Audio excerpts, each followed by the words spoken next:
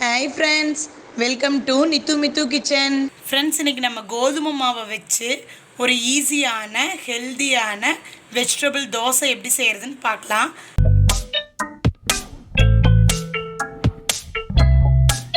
நம்ம சேனலை இன்னும் சப்ஸ்கிரைப் பண்ணாதவங்க சப்ஸ்கிரைப் பண்ணிக்கோங்க. வாங்க வீடியோக்குள்ளே போகலாம். அதுக்கு 200 கிராம்ஸ் கோதுமை மாவு, ஒரு பெரிய வெங்காயத்தை குட்டி குட்டியாக கட் பண்ணி சேர்த்திக்கலாம். ஒரு கேரட்டை இப்படி துருவி சேர்த்திக்கலாம். ஒரு டேபிள் ஸ்பூன் கொத்தமல்லி தழை பொடி பொடியாக நறுக்கியிருக்கேன். ஒரு டேபிள் ஸ்பூன் கறிவேப்பிலை, கூடவே ஒரு டீஸ்பூன் சீரகம், 1/2 டீஸ்பூன் பெப்பர் பவுடர்.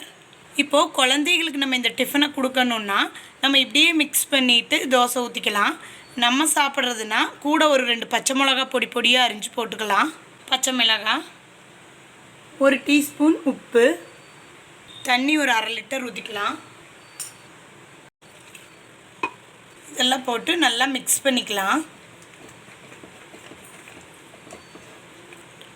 இந்த தோசைக்கு சைட் டிஷ் எதுவும் தேவையில்லை, இப்படியே சாப்பிட்டுக்கலாம். குழந்தைகளுக்கு ரொம்ப பிடிக்கும். இப்போது ஒரு தோசைக்கல் வச்சு தோசை ஊற்றிடலாம். தோசைக்கல் நல்லா ஹீட் ஆனதும் அதில் 1 டீஸ்பூன் கீ போட்டுக்கலாம். மாவு இந்த மாதிரி நல்லா இப்படி ஊற்றுற பதத்தில் இருக்கணும். நம்ம ரவா தோசைக்கெல்லாம் மாவு கரைப்போம்ல, அதை விட கொஞ்சம் திக்காக இருந்தால் போதும்.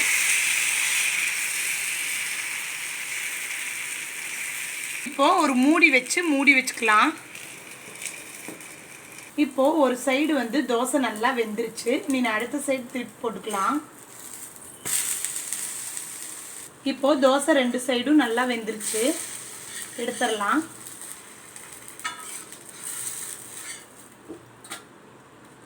நம்மளோட வெஜிடபிள்ஸ் கோதுமை தோசை ரெடி. இந்த வீடியோ உங்களுக்கு பிடிச்சிருந்ததுன்னா NithuMithuKitchenக்கு லைக் கொடுங்க, ஷேர் பண்ணுங்கள், சப்ஸ்கிரைப் பண்ணுங்கள். தேங்க்யூ.